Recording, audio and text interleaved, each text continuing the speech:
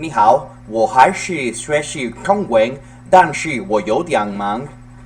Hello. So today I'd like to make a review about one of the products that I received previously.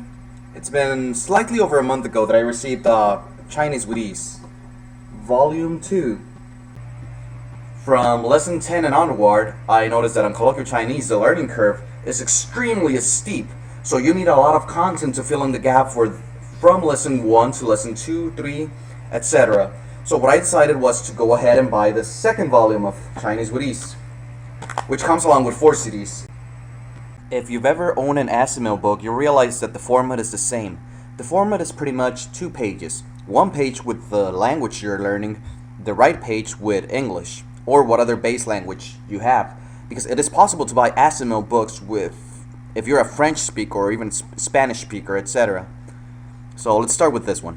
今天3号，今天1号，今天3号。哎呀，我忘了，应该去买火车票了。日什么？你礼拜天才走呢？谁说的？我后天去走。On the right side of the page, you'll find the English translation, which I find very useful because it not only has the English literal translation, but also the one word by word. And in Chinese is very important because once you start learning characters, you realize that word by word, you can put things together even if translated back into English it doesn't make sense. For example, let me read the context. What's the date today? Today's the 3rd. Oh no, I forgot I've got to go by. I should have bought my train ticket. What's the hurry? You're only going on Sunday. What do you mean? I'm going the day after tomorrow. This is a literal translation of the real conversation. However, the words used in Chinese to mean this appear on the bottom. Let me read this again. Today, how many number? Today, 3 number. Exclamation. Then, oh, I forgot. Need to go buy train ticket. La. Hurry what? You Sunday only go, ne? Who says so? One day after tomorrow, then go. So this is very helpful when you're learning new vocabulary since it's applied on the spot. And if we keep scrolling down, you realize that some of the sentences they're numbered. This helps us explain some of the grammatical points right here. Let's say number 3. The adverb 才 indicates a restriction on the date. The action will take place later than previously planned. Further on in the future, the date is always expressed before 才. This is a note reference for the 4th sentence. 日什么？你礼拜天才走呢？ Likewise, on the bottom of both pages, we have notes. Note for the first sentence was, to ask the date, all you need to do is follow 今天, today, 明天, tomorrow, 昨天, with the expression 几号, 几号, which number. It is not necessary to add the verb to be. Again, this is a reference for our first sentence, which starts 今天几号? And at the end of every sentence, you see a couple of drawings with some Chinese characters, which I honestly don't know how to read yet. So this might be a helpful Chinese culture, since when you start learning a language, it is important that you acquaintance yourself with the culture, the history, current events going on in the country where they speak your target language. And it's very helpful. Here's a couple of more drawings in case you can read the Chinese characters. And oh, before I forget, let me show you what, besides the main text and explanations at the end of every chapter, there's a couple of exercises. So first sentence, 我们为什么不到那里去? Which translates to, why don't we go there? Second one, 他们已经买了2万本. They have already sold 20,000 copies, something like that. This is the right side of this section, which contains the answers for the translation.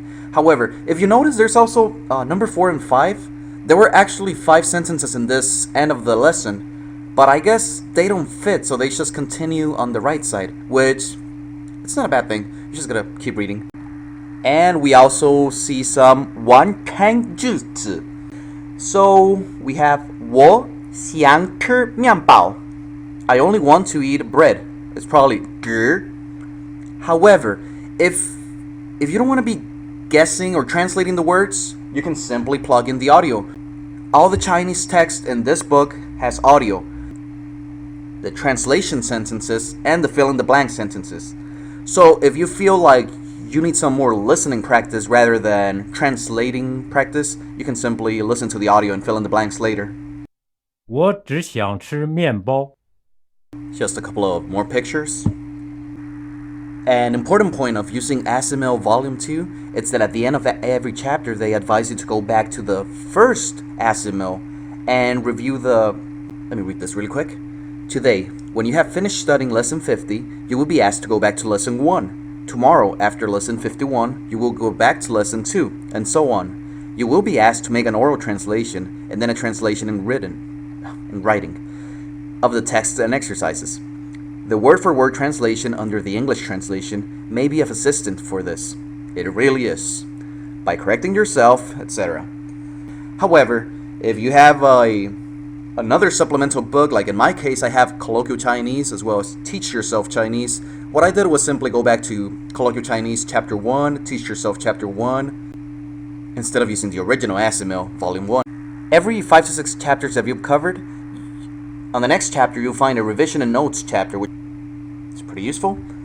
Again, it's a reminder, and pretty much some notes, not motivational notes, but more like, hey, are you sure you're doing this? How are you doing over here?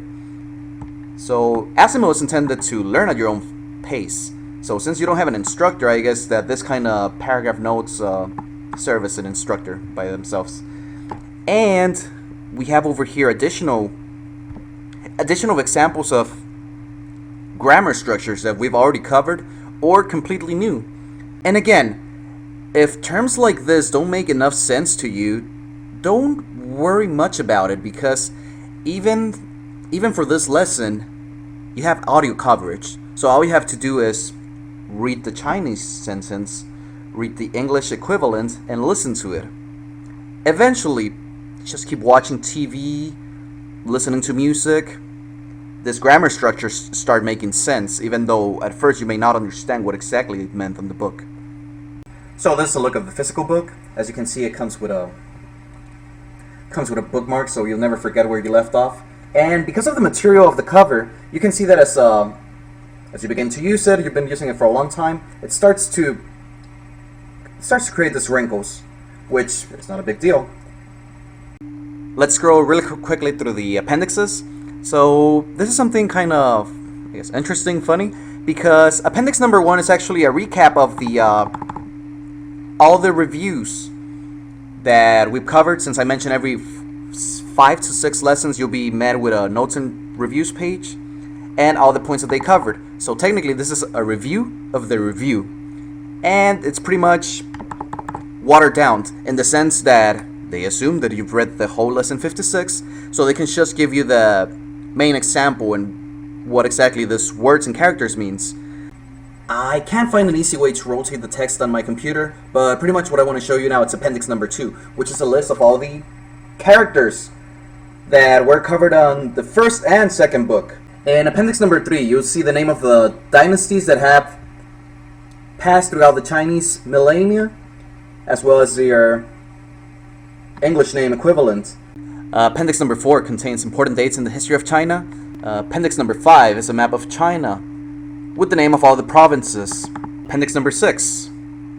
Language and culture go hand in hand, so for those ones looking for an extra challenge or more content to read, there's an appendix with China's literature, culture, and history references. And let's see, appendix number 7. This is a very interesting appendix because I assume they're citing works that they used during the lessons, but so far I've finished lesson 56 and started 57.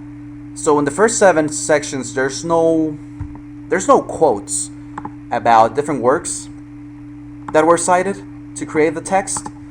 That's pretty much a reading suggestion, I believe. At the very end of the book, if you ever run out of paper, you'll find a couple of blank pages that you can pretty much use to write whatever you want. So that's an extra bonus.